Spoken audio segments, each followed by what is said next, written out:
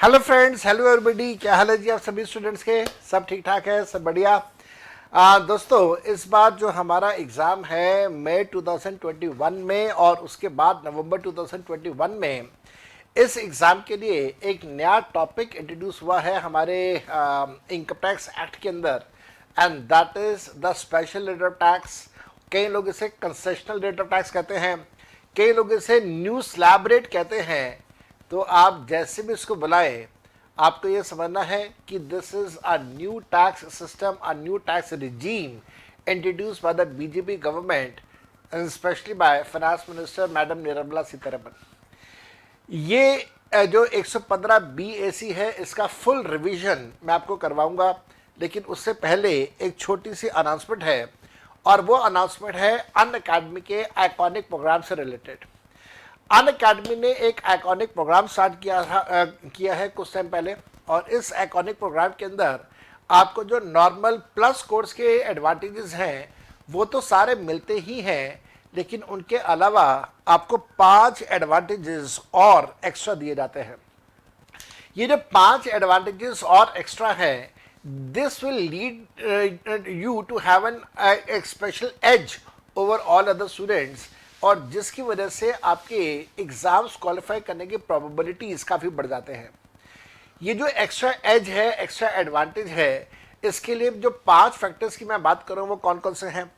पहला फैक्टर है आपका एक पर्सनल कोच, जो कि आपको हेल्प करेगा आपकी स्टडीज़ की प्लानिंग करने में। इसी प्रकार से आपको हार्ड कॉपीज ऑफ बुक दी जाती है।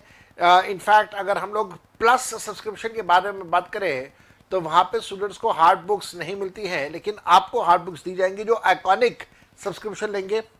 इसके अलावा आपका एक लर्निंग प्रोग्रेस ट्रैकर होगा, जिससे ये पता चलेगा कि आपने कितनी क्लासेस करी हैं, उन क्लासेस के अंदर आपने कितनी रिकॉर्डेड करी हैं, कितने आपने लाइव करी हैं, आपने टेस्ट दिया नहीं दिया, अगर दिया तो आपके मार्क्स कैसे आए, और हर प्रकार से आपकी जो परफॉर्मेंस है उसको इवेल्युएट किया जाएगा। साथ साथ में आपको एक dedicated social channel, social networking का चैनल दिया जाएगा, जिसके ऊपर आप अपने डाउट्स और आपके कंसर्न्स रेज कर सकते हैं, which will be given a priority over all other all over other students. इसके साथ साथ में कुछ इंडस्ट्री एक्सपर्ट्स के साथ आपका सेशन ऑर्गेनाइज करवाया जाएगा, जिससे आपको एक इंसाइट मिलेगा रिलेटेड टू द इंडस्ट्री, और क्या क्या आजकल रियलिटी में चल रहा है और सीए में क्या क्या डिमांड आ रही है। इसके साथ साथ में प्लस के जो एडवांटेजेस है वो सारे एडवांटेजेस आपको भी मिलते रहेंगे। मेरे बेटा, ये जो आइकॉनिक प्रोग्राम है, इसके अंदर फाउंडेशन का अगर आप आइकॉनिक प्रोग्राम लेते हैं तो उसके लिए फीस चार्ज की गई है for 6 months 25,000 rupees, and the fees for 12 months that is 1 year is 35,000 rupees. ये बहुत कॉम्पिटिटिव है, क्योंकि आप यहाँ पे अनलिमिटेड नंबर ऑफ टाइम्स अपनी क्लासेस को देख सकते हैं। इसी प्रकार से अगर आप आइकॉनिक ले रहे हैं सीए इंटरमीडिएट का, तो 12 महीने के लिए आइकॉनिक आपको दिया जाता है सीए इंटरमीडिएट का, जिसकी फीस है 38,250। Again this is very very competitive. You keep in mind कि बाकी की क्लासेस जो across India available है for intermediate for all 8 subjects, that will be costing you somewhere around 80,000 to 1 lakh rupees, but here Unacademy is offering all those classes at a throwaway price of 38,000 rupees something। अगर आप combo लेते हैं तो combo का rate जो होगा वो 12 महीने के लिए होगा 47,000 रुपीज, एंड 24 महीने के लिए होगा 68,000 rupees. This is the combo for foundation as well as C intermediate. तो definitely think of iconic program, और जब आप आइकॉनिक प्रोग्राम के बारे में सोचेंगे तो सीए जोहर कोड याद रखिएगा। You can apply this CA code, my code CA Johar, to get a fantastic discounts of 10%। Coming to the main area, that is a special tax rates या डिस्काउंटेड टैक्स रेट्स या concessional tax rates या new slab system, whatever you want to call it. मैंने आपको इस chapter का एक basic introduction दिया था। मैंने आपको ये बताया था कि जितने भी इनकम टैक्स रेट्स हैं वो 2 प्रकार से हैं। एक वो इनकम टैक्स रेट जो फाइनेंस एक्ट के अंदर दिया जाता है, शेड्यूल 3 में दिया जाता है, या शेड्यूल के पार्ट 3 में दिया जाता है। फर्स्ट शेड्यूल के पार्ट 3 में दिया जाते हैं टैक्स रेट्स। ये टैक्स रेट जो है वो करंट ईयर के एडवांस टैक्स के रेट्स होते हैं, और यही अगले साल जाके हमारे पास पार्ट 1 के टैक्स रेट्स बन जाते हैं, जो कि एक्चुअल में असेसमेंट के टैक्स रेट्स बन जाते हैं। इसके साथ साथ में जो टैक्स रेट्स हैं वो फाइनेंस एक्ट में ना देके कुछ tax rates income tax act में भी गिवन होते हैं, और जब हम लोग इनकम टैक्स एक्ट के टैक्स रेट्स की बात करते हैं तो वो इनकम टैक्स एक्ट के chapter number 12 and chapter number 12A में दिए हुए हैं। दोनों का पर्पस अलग अलग है, 12 का पर्पस अलग है चैप्टर 12 का, चैप्टर 12A का पर्पस अलग अलग है। ध्यान रखिएगा।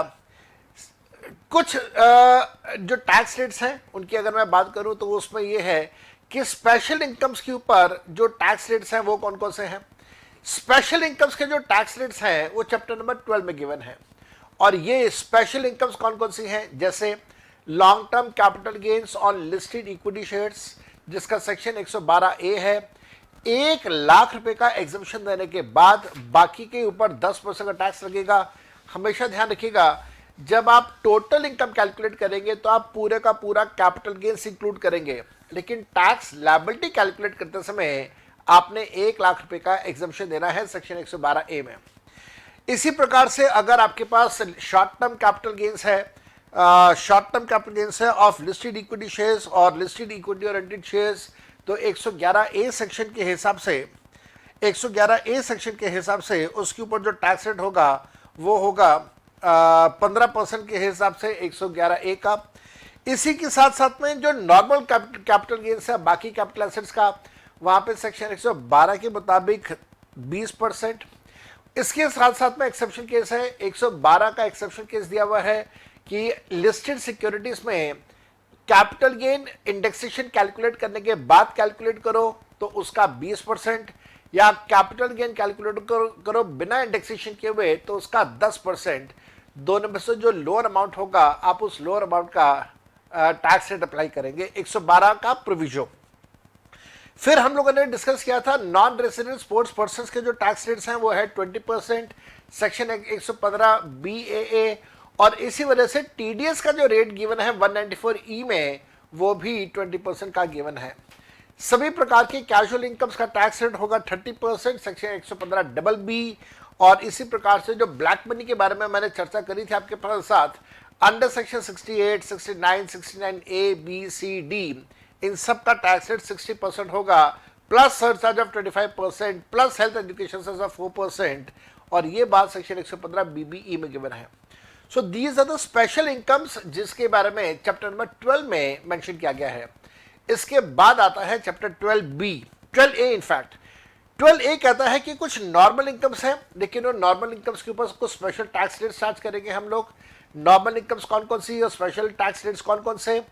अगर कोई डोमेस्टिक कंपनी है जो मैन्युफैक्चरिंग का काम करती है तो उसका टैक्स रेट होगा 25% का, सेक्शन है 115BA।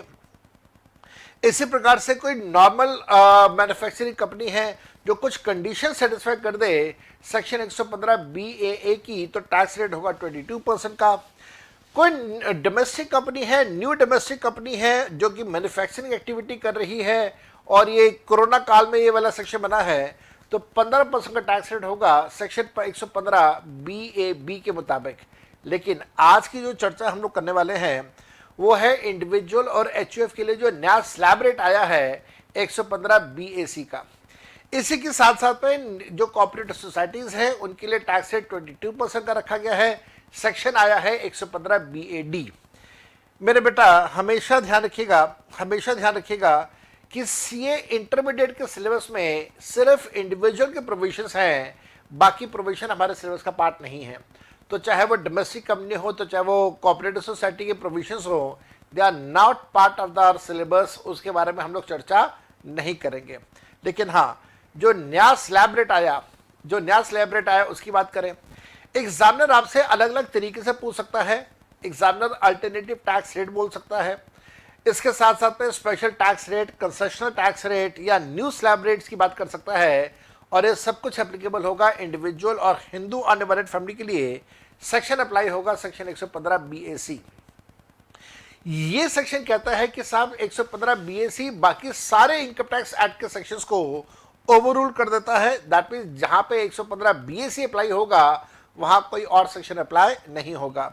साथ साथ में ध्यान रखिएगा, this is applicable for ROR, NOR as well as for NR, और ये हर प्रकार की इनकम के ऊपर 115 बीएसी अप्लाई हो सकता है। For every type of income and at every level of income आप ये अप्लाई कर सकते हैं। जो नया स्लैब रेट आया है वो बहुत आसान है, इस पर बिल्कुल भी कोई परेशानी नहीं है, बस आपने थोड़ी सी अक्लमंदी से बात करनी है। आप एक तरफ 2.5 लाख रुपए से इनकम को बढ़ाते रहें और दूसरी तरफ जो टैक्स रेट है वो 5% से बढ़ाते रहें। तो पहले 2.5 लाख का 0, फिर अगले 2.5 लाख के ऊपर 5%, फिर अगले 2.5 लाख के ऊपर 10%, फिर अगले 2.5 लाख के ऊपर 15%, ऐसे करते करते करते करते 15 लाख रुपए तक आ जाएं और 15 लाख रुपए तक 25% का टैक्स रेट लगेगा। लेकिन अगर किसी की इनकम 15 लाख से ज्यादा होगी तो फिर उसके ऊपर टैक्स रेट लगेगा 30% के हिसाब से। एक बात को ध्यान रखिएगा, न्यू स्लैब जो आए हैं इसकी वजह से आपके सेक्शन 87A का रिबेट, या अगर मैं ऐसे बोलूं कि जो सेक्शन 89 सब सेक्शन 1 का रिलीफ था, या एडवांस टैक्स की जो कैलकुलेशन थी सेक्शन 211 की इंस्टॉलमेंट्स के हिसाब से, या जो टीडीएस के प्रोविजन थे, या जो सेल्फ असेसमेंट टैक्स के प्रोविजन थे, या सरचार्ज या हेल्थ एजुकेशन सेस के प्रोविजन थे, वो एज इट इज चलते रहेंगे, उनके अंदर किसी प्रकार का कोई डिस्टर्बेंस नहीं है।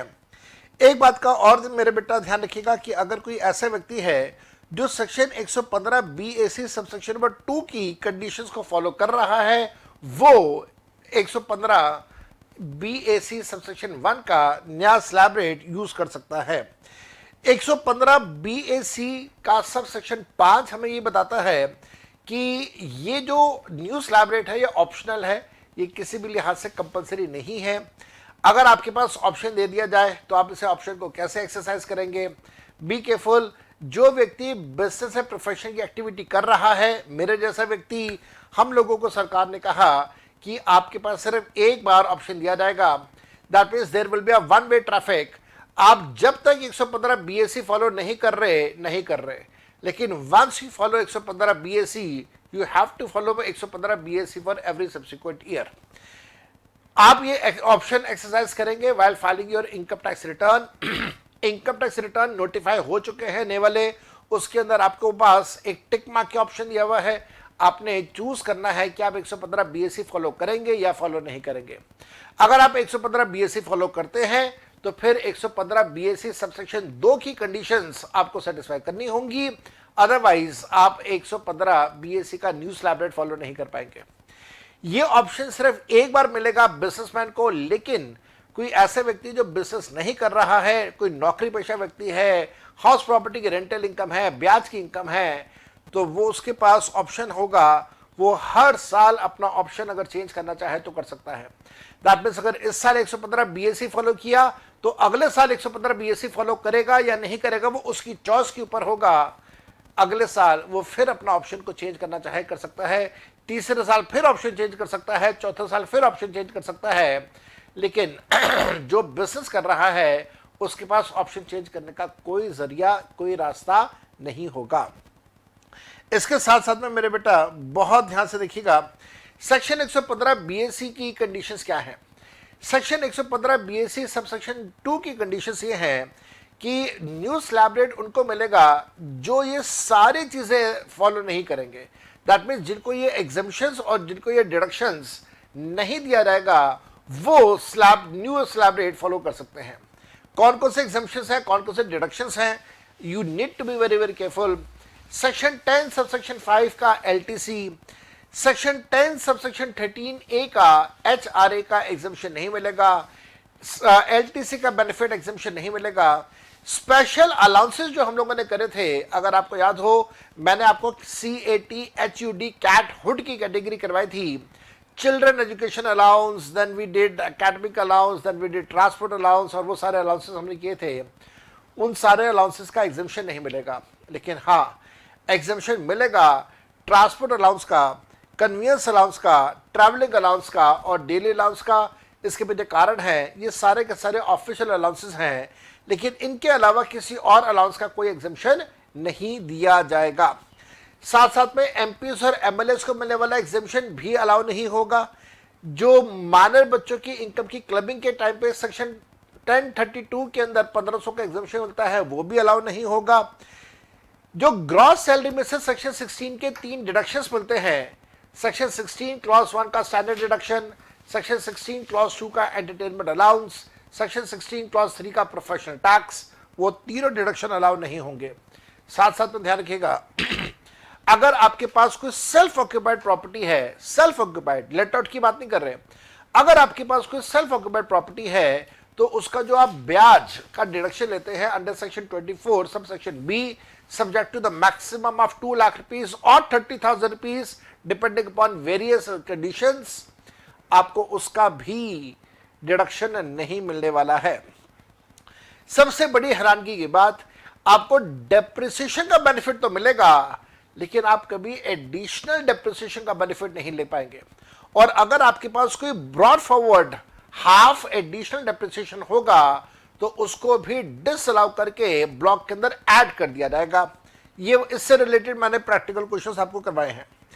इसी प्रकार से 32 एडी, मैं तो हैरान रह गया, 32 एडी तो अब रेलेवेंट ही नहीं है, तो 34 एडी को भी यहाँ पे 32 एडी को लिखने की क्या जरूरत थी, but then that is the way our government works.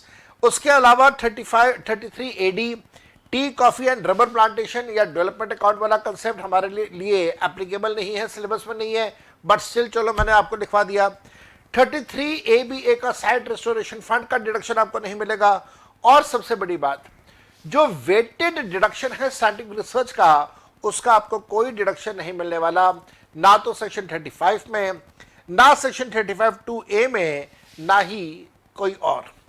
इसके साथ साथ में जो स्पेसिफाइड बिजनेस का 35 AD का डिडक्शन होता है वो भी आपको नहीं अलाउ किया जाएगा।